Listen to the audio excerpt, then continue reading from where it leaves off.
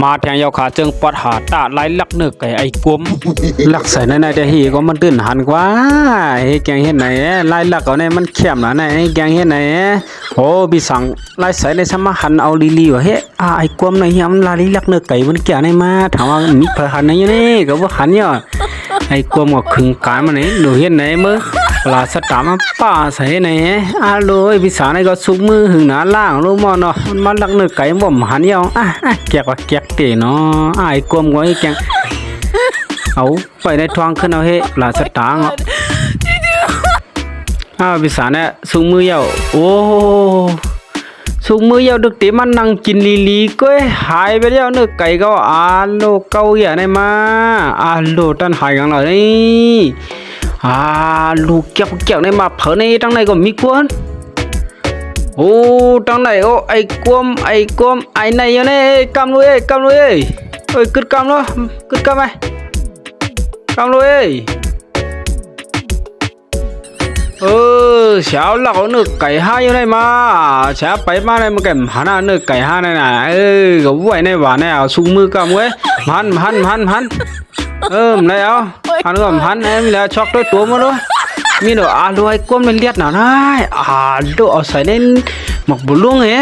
อแกงแบบเล่นดักให้ในมีอะไรบุลุงมาในในก็มีในก็ได้ปิดบุลุงในปุ่นนั่นแหละโอ้เจ๊เกาด้วยก็ไม่ได้เอาเลยไอ้ก้มก็ไหนไปหลวงกวางปุ่นเฮ้ล่ะก็ไม่ได้เลียนเยอะก็ไม่ได้พี่สาวนี่ก็ดูแกมากินเขานี่สาวเขาต้องนอกขึ้นได้เลยก็เขาแกมาดึกสุดมือกำไม่หมอยกลมเลียนออกมาเปียบไปกันเลยเฮ้ยเลยเฮ้ยโดมาพันก็มาพันก็มันล้ำมาเหรอมาต้องไปเข้าหนาวมอผ่านแบบว่า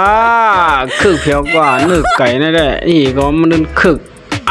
ลูกเข้มปดเยอะนะเฮ้มันเลยกินเนื้อไก่ครึ่งไหนยังไงมอเฮ้ยมาในกำลังมาในกำลังฮัลโหลมังเงินนะขายปัญญาลูกมั้งมังเงินละฮัลโหลมันหายกับหูแล้วหูลองหูตั้งอะไรโอเคจอมละเก็บหวานมือกว่า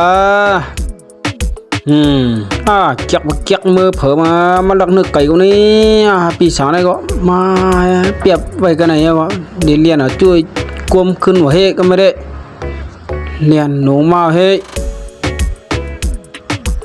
ไอ้กลมกินบ่ได้มัวเราขึ้นดุมเงี้ยเลย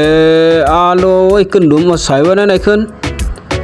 ใส่ไว้ในปลุงขึ้นโอ้ขึ้นเทียงปอนว่าโลกินว่าไหนโลเนื้อไก่โคโลไอ้พี่สางในก็เลี้ยงลงมาอยู่วะ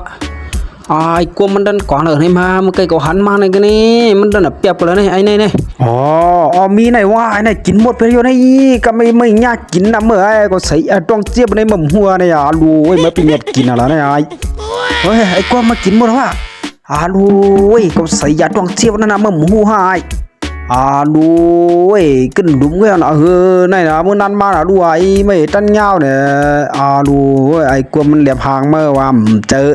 เขาใส่ยาต้องเจี๊ยบกับต้องมือเดี๋ยวเจี๊ยบมือไปด้วยก็ดีนี่มือมันเหลียบหางมือผมเปิดก็อีดูโม่เกี่ยมเลี้ยนมาลัดมือก็เนี่ยก็ได้เนี่ยเขาใส่ยาต้องเจี๊ยบเนี่ยเขาเกี่ยมใส่กับมันปีศาจนะ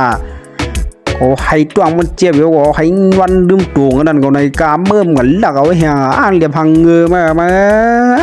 ไอ้จักเนี่ยมันตัวได้ลูก็ตั้มบันเนี่ยก็ใส่ยาต้องเจี๊ยบไว้เนี่ยมันหูสังมันกันหลักเอาลูไอ้นี่มันลาลิเฮียละก็กินหมดยาวลูมันเรียนมันละลูไว้ลูมันเนี่ยกินลูไอ้